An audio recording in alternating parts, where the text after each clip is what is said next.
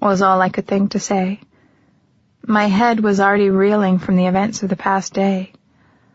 "Come on, let's get you to your room. I'm sure you're hungry and tired.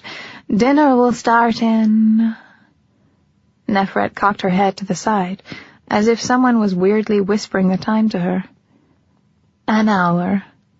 She gave me a knowing smile. "Vampires always know what time it is."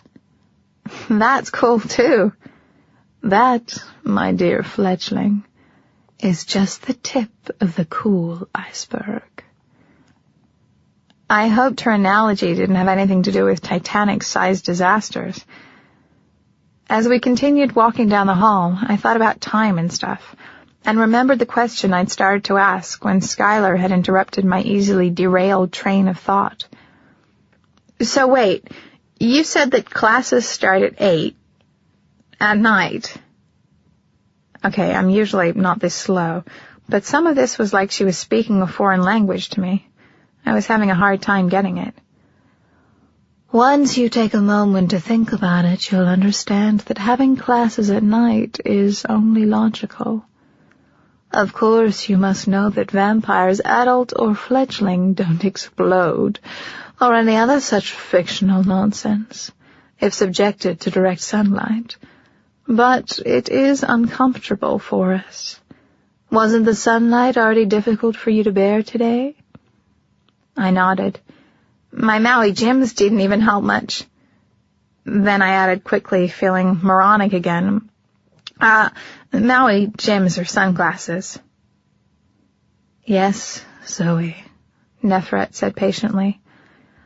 "I know sunglasses. Very well, actually." "Oh, God, I'm sorry, I broke off, wondering whether it was okay for me to say God. Would it offend Nefret, a high priestess who wore her goddess mark so proudly? Hell, would it offend Nyx? Oh, God. What about saying hell? It was my favorite cuss word ever. Okay, it was really the only cuss word I used regularly. Could I still say it? The people of faith preached that vampires worshipped a false goddess, and that they were mostly selfish, dark creatures who cared about nothing except money and luxury and drinking blood, and they were all certainly going straight to hell. So wouldn't that mean that I should watch how and where I used Zoe? I looked up to find Nefret studying me with a concerned expression, and realized that she'd probably been trying to get my attention while I'd been babbling inside my head. "I'm sorry," I repeated. Nefret stopped. She put her hands on my shoulders and turned me so that I had to face her. "Zoe, quit apologizing. And remember, everyone here has been where you are. This was new to all of us once. We know what it feels like, the fear of the change, the shock at your life being turned into something foreign, and not being able to control any of it," I added quietly. "That too. It won't always be this bad. When you're a mature vampire, your life will seem your own again. You'll make your own choices, go your own way, follow the path down which your heart and soul and talents lead you. If I become a mature vampire." "You will, Zoe." "How can you be so sure?" Nefret's eyes found the darkened mark on my forehead. "Nyx has chosen you, for what we do not know, but her mark has been clearly placed upon you. She would not have touched you only to see you fail." I remembered the goddess's words.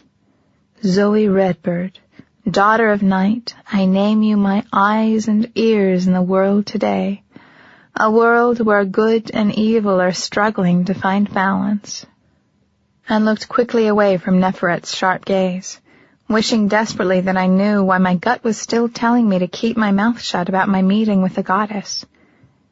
It's just a lot to happen all in one day. It certainly is, especially on an empty stomach.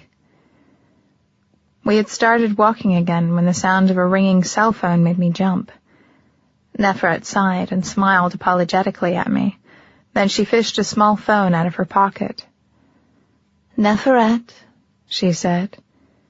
She listened for a little while, and I saw her forehead wrinkle and her eyes narrow. "No, you were right to call me. I'll come back and check on her."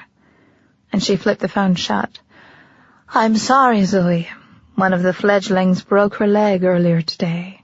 It seems she's having trouble resting, and I should go back and be sure all is well with her. Why don't you follow this hallway around to the left until you come to the main door? You can't miss it. It's large and made of very old wood. Right outside is a stone bench. You can wait there for me. I won't be long." "Okay, no problem." But before I'd finished speaking, Neferet had already disappeared back down the winding hallway. I sighed. I didn't like the idea of being by myself in a place that was full of vampires and vampire kids. And now that Neferet was gone, the little flickering lights didn't seem so welcoming. They seemed weird, throwing ghostly shadows against the old stone hall. Determined not to freak myself out, I started slowly down the hall in the direction we'd been heading. Pretty soon, I almost wished I'd run into some other people, even if they were vampires. It was too quiet and creepy. A couple of times the hall branched off to the right, but like Neferet had told me, I kept to the left. Actually, I also kept my eyes to the left because those other halls had hardly any lights in them. Unfortunately, at the next right-hand turn of the hall, I didn't avert my eyes. Okay, so the reason made sense. I heard something. To be specific, I heard a laugh.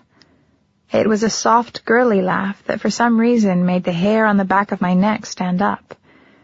It also made me stop walking. I peeked down the hall and thought I saw movement in the shadows. Zoe. My name was whispered from the shadows. I blinked in surprise. Had I really heard my name, or was I imagining things? The voice was almost familiar. Could it be Nyx again? Was the goddess calling my name? Almost as afraid as I was intrigued, I held my breath and took a few steps into the side hallway. As I walked around the gentle bend, I saw something ahead of me that made me stop and automatically move closer to the wall. In a little alcove not far from me were two people. At first I couldn't make my mind process what I was seeing. Then in a rush, I understood. I should have gotten out of there then. I should have backed silently away and tried not to think about what I'd seen. But I didn't do any of those things. It was like my feet were suddenly so heavy I couldn't pick them up. All I could do was watch.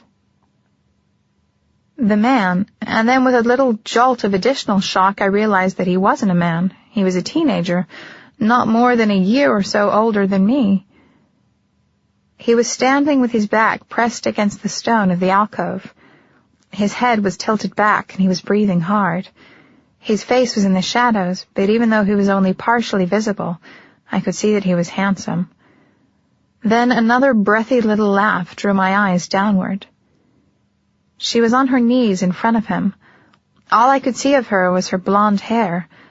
There was so much of it that it looked like she was wearing it as some kind of ancient veil. Then her hands moved up, running along the guy's thighs. "Go," my mind screamed at me. "Get out of there." I started to take a step back, and then his voice made me freeze. "Stop."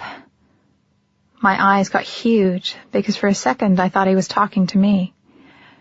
"You don't really want me to." I felt almost dizzy with relief when she spoke. He was talking to her, not me. They didn't even know I was there. "Yes, I do." It sounded as if he was grinding his words from between his teeth. "Get off your knees." "You like it. You know you like it. Just like you know you still want me." Her voice was all husky and trying to be sexy, but I could also hear the whine in it.